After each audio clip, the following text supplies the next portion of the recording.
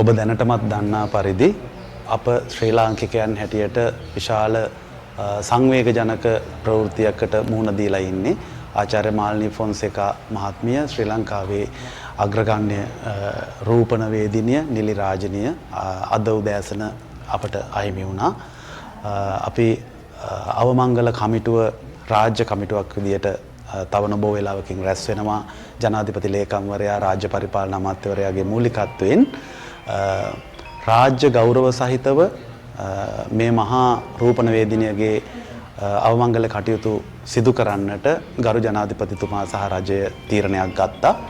ඒ අනුව හෙට උදේ 10 ඉඳලා අපි හිතනවා මෙතුමියගේ දේහය තැන්පත් කරන සුදුසුම තැනක් තමයි චිත්‍රපටි සංස්ථාවේ තරංගනී ශාලා පරිශ්‍රය.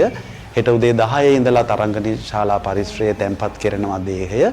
ඉන්පසු 26 වෙනිදා සඳුදා සවස අවසන් කටයුතු රාජ්‍ය ගෞරව සහිතව සිදු කෙරෙනවා නිදහස් චතුරස්‍රයේදී.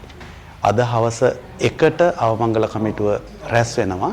ඉන්පසු දිගු විස්තරයක් සංවිධිත වැඩසටහන සහිත පිළිතුරක් ඔබ සියලු දෙනාට දැනුම් දෙන්නට බලාපොරොත්තු වෙනවා. අභාව ප්‍රාප්ත වූ අපේ නෙලි රැජිනට නිවන් සුව ප්‍රාර්ථනා කරනවා.